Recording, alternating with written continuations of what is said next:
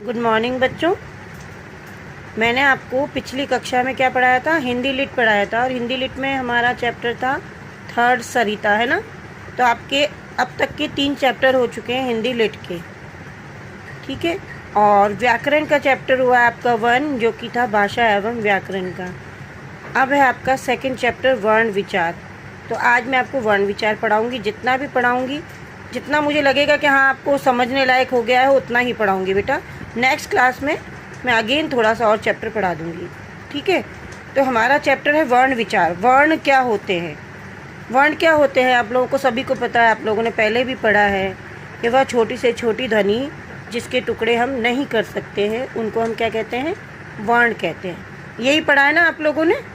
तो देखिए, मैं आपको फिर सही ढंग से समझाती हूँ कि बोलते समय जो हमारे मुख से अनेक ध्वनियाँ निकलती हैं। जब हम बोलते हैं तो हमारे मुख से अनेक ध्वनियाँ निकलती हैं, है ना, जिन्हें सुनकर बात को हम समझते हैं। मैंने क्या कहा, आपने समझा, आपने क्या कहा, मैंने समझा। ये उन ध्वनियों के माध्यम से ही हम समझते हैं। और इन ध्वनियों को लिखने के लिए प्रत्येक भाषा में कुछ चिन्ह बनाए गए हैं। ये जो ध्वनियाँ निकलती हैं, इनको लिखने के लिए हर लैंग्वेज में अलग अलग चिन्ह बनाए गए हैं। और भाषा की सबसे छोटी इकाई, यानी कि सबसे छोटी इकाई जिसके हम टुकड़े नहीं कर सकते, उसको हम क्या कहते हैं?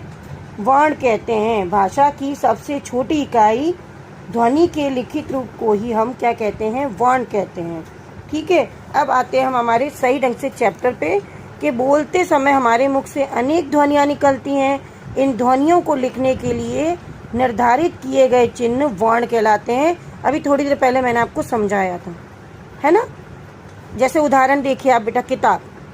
अब किताब हमने एक बार में, ये किताब है ना, एक शब्द है, बट इसको जब हम तोड़ के लिखेंगे तो इस तरीके से लिखेंगे, क प्लस ई। कौन सी ई? छोटी ई। क्यों? क्योंकि यहाँ पे छोटी ई की मात्रा लग रही है।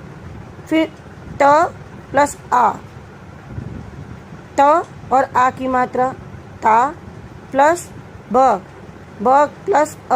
और अब आप बोलेंगे कि अ क्यों लगा मैम? तो बेटा, हर व्यंजन के पीछे स्वर होता है।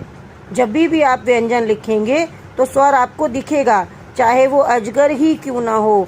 अगर हम अजगर को तोड़ के लिखेंगे तो भी ज के पीछे अ आएगा, ग के पीछे अ आएगा और र के पीछे अ आएगा। हर व्यंजन के पीछे स्वर होता है, ठीक है। यहाँ तक आपको बिल्कुल क्लियर हो गया है कि हमने बताया कि ध्वनियों का लिखित रूप ही वर्ण कहलाता है।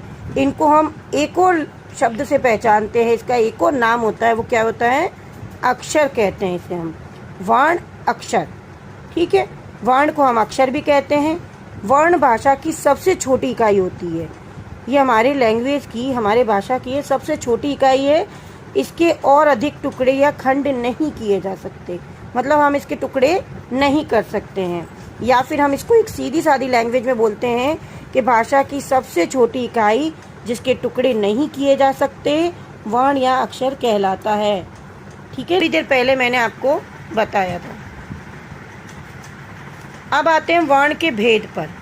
वर्ण के कितने भेद होते हैं आप सब जानते हैं, फिर भी मैं आपको वापस से रिपीट करती हूँ। वर्ण के होते हैं 2 भेद, स्वर और व्यंजन। यानी कि वर्ण के कितने प्रकार होते हैं? स्वर और व्यंजन। स्वर कौन से होते हैं? जिन वर्णों के उच्चारण के समय हवा बिना किसी रुकावट के मुख से बाहर निकलती है। हम जब उसका उच्चारण करते हैं तो उच्चारण करते समय जो हमारे मुख की हवा होती है वो बिना किसी रुकावट के बाहर निकलती है, तो उन वर्णों को हम क्या कहते हैं?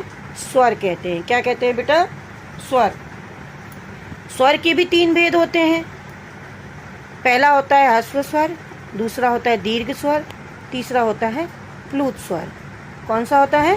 प्लुत स्वर। अब इनके भी आप डिफरेंसेस देखिएगा। ह्रस्व स्वर क्या होता है? जब मैंने आपको स्वर का बताया कि जब हम बोलते हैं तो बिना किसी रुकावट के मुख से हवा बाहर निकलती है, तो इसे हम स्वर कहते हैं। इसमें सबसे पहला आता है हमारा ह्रस्व स्वर की। क्या होता है? इसके उच्चारण में सबसे कम समय लगता है। सबसे कम समय कैसे लगता है? हमने बोल दिया झटके से अ, क्या बोला हमने? अ, तो हमें क्या टाइम लगा? नहीं। ई, उ, री, जिन शब्दों को एक साथ में एक झटके से बोला जाता है इनको बोलने में हमें कम समय लगा है, तो ये क्या है, ह्रस्व स्वर है। और ये सिर्फ कितने होते हैं, 4 ही होते हैं, छोटा आ, छोटी ई, छोटा ऊ और ऋषि का री। ठीक है।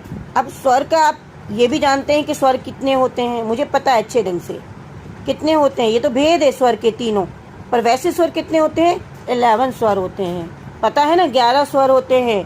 कौन से छोटी अंग और बड़ी अंग को छोड़कर आप जितनी बार उसको काउंट करोगे 11 ही निकलेंगे।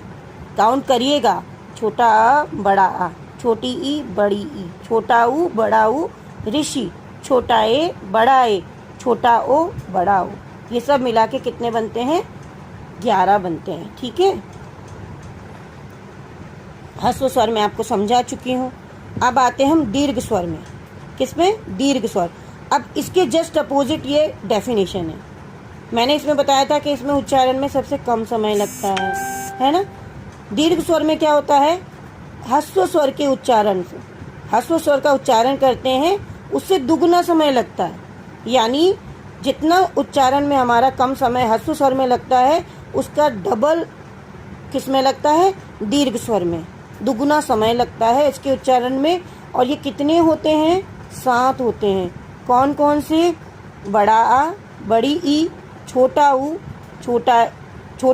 बड़ा ऊ, छोटा ए, बड़ा ए, छोटा ओ, बड़ा ओ, ये कितने होते हैं, 7 होते हैं।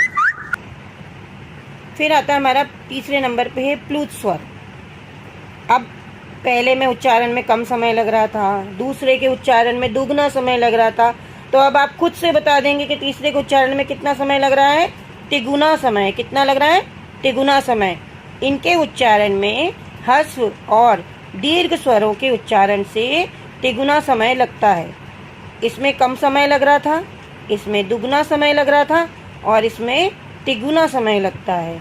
जैसे ओम, जब हम ओम बोलते हैं तो हम खींच के बोलते हैं, थोड़ा लंबा बोलते हैं, तो ये हुआ हमारा प्लुत स्वर। और प्लुत स्वर सिर्फ एक ही है। कितना है, एक ही है बेटा। ठीक है। तो आज तक के लिए इतना काफ़ी है। और कुछ क्वेरीज हो तो आप मुझसे पूछ सकते हैं। ठीक है बेटा, थैंक यू।